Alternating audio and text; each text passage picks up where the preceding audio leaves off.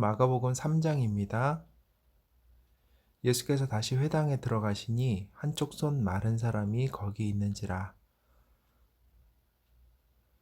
사람들이 예수를 고발하려 하여 안식일에 그 사람을 고치시는가 주시하고 있거늘 예수께서 손 마른 사람에게 이르시되 한가운데 일어서라 하시고 그들에게 이르시되 안식일에 선을 행하는 것과 악을 행하는 것 생명을 구하는 것과 죽이는 것 어느 것이 옳으냐 하시니 그들이 잠잠하거늘 그들의 마음이 완악함을 탄식하사 노하심으로 그들을 둘러보시고 그 사람에게 이르시되 내 손을 내밀라 하시니 내밀매 그 손이 회복되었더라. 예수님께서는 전장에서도 얘기하셨지만 안식일은 사람을 위해서 있는 것이지 사람이 안식일을 위해서 있는 것이 아님을 그를 얘기를 하시면서 또한 본질을 잃어버린 그것을 얘기하고 계세요. 안식일이 사람을 위해서 있는 것인데도 불구하고 선을 행하는 것과 악을 행하는 것 상관없이 무엇이든지 하는 것에 대해서 불법이라고 정의하는 그리고 그것에 대해서 예수님께 빌미를 꼬투리를 잡으려고 하는 그들의 행동을 그 속을 들여다보시고 예수님께서 말씀하세요. 지금도 사실 이스라엘은 샤밧 이거 안식일을 샤밧이라 그러는데 히브리어로 샤밧 엘리베이터라는 게 있어요. 엘리베이터가 층을 누르지 않아도 전층에 다 서는 거예요. 그리고 지금도 릴리전 피플들, 그러니까 릴리전 주의시 같은 경우에는 실수로 주말에 불을 켜는 것을 잊어버리거나 하면은 근처에 살고 있는 이방인들, 외국인들에게 부탁해서 불을 켜거나 불을 꺼달라고 얘기할 정도로 그렇게 그 형식에 대해서는 되게 집중을 하고 있어요. 다만 그들에게 그 안식일의 본질을 사람에게 쉼을 허락하시고 사람에게 회복을 허락하시는 그 본질을 잊어버리고 형식에만 너무 집중하는 것이죠. 지금도 아마 그런 것들이 계속 이어지는 것 같습니다. 바리새인들이 나가서 곧 헤롯 왕과 함께 어떻게 하여 예수를 죽일까 의논하니라. 이 구절은 되게 아무것도 아닌 것 같지만 사실은 이 바리새인과 헤롯 왕이 어떤 사람들인지를 알았다면은 정말 큰 이슈라고 생각할 수 있는 게요.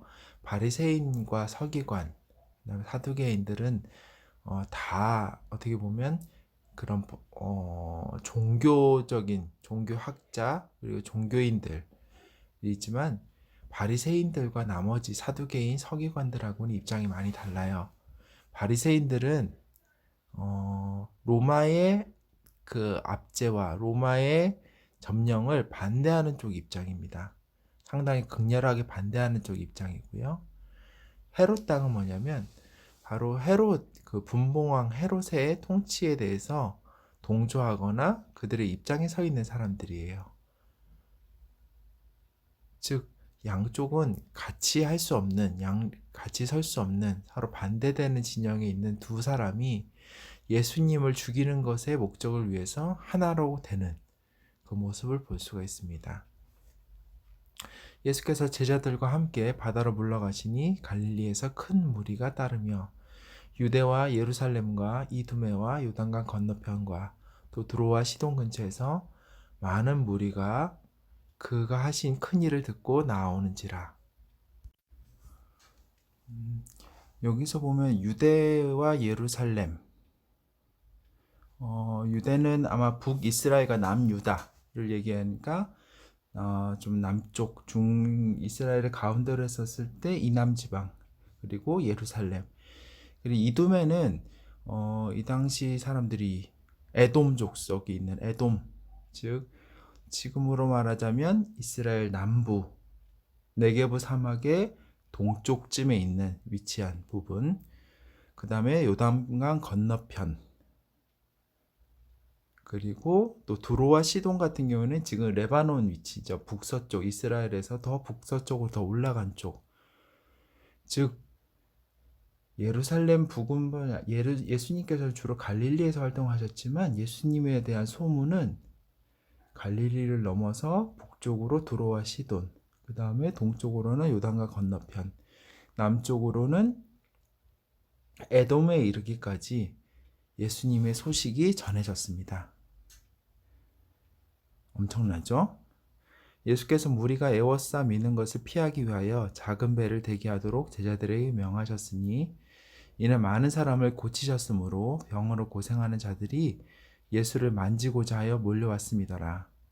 더러운 귀신들도 어느 때든지 예수를 보면 그 앞에 엎드려 부르짖어 이르되 당신은 하나님의 아들이니이다 하니 예수께서 자기를 나타내지 말라고 많이 경고하시니라. 또 산에 오르사 자기가 원하는 자들을 부르시니 나온지라.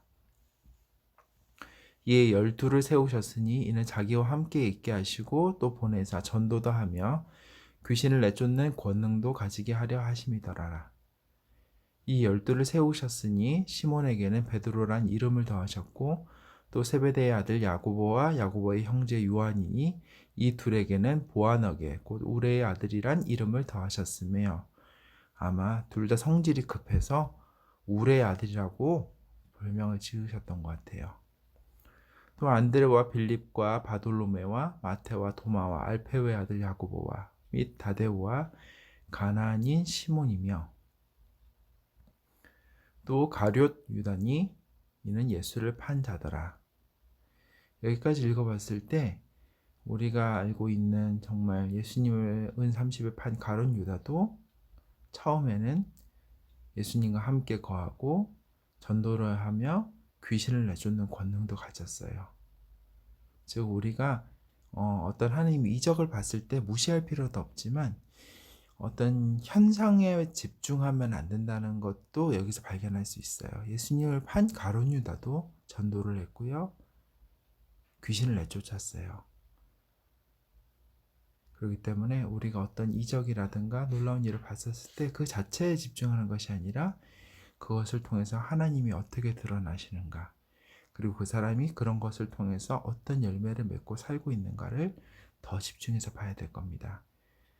집에 들어가시니 무리가 다시 모임으로 식사할 겨를도 없는지라.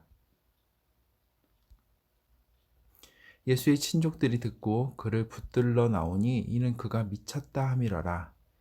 예루살렘에서 내려온 서기관들은 그가 바알세불이 집혔다 하며 또 귀신의 왕을 힘입어 귀신을 쫓아낸다 하니 예수께서 그들을 불러다가 비유로 말씀하시되 사탄이 어찌 사탄을 쫓아낼 수 있느냐.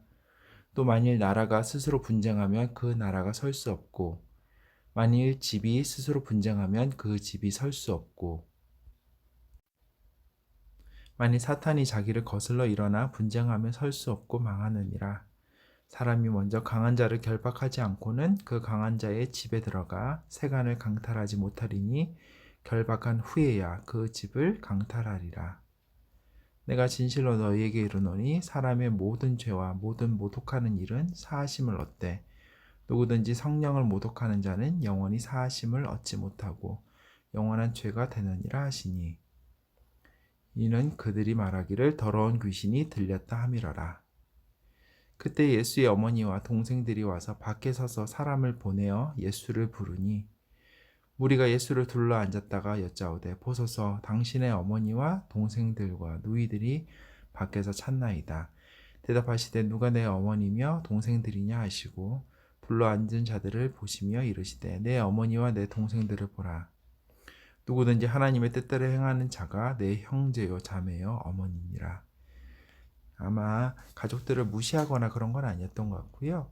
예수님은 이미 공생애를 시작하셨기 때문에 이제 요셉과 마리아의 아들로서가 아니라 공생애를 시작하신 사람으로 오신 하나님, 성자 예수님으로서의 사역을 하셨기 때문에 의미도 있을 것 같고요.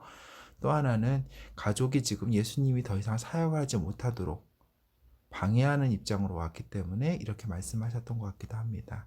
오늘 여기까지 하겠습니다.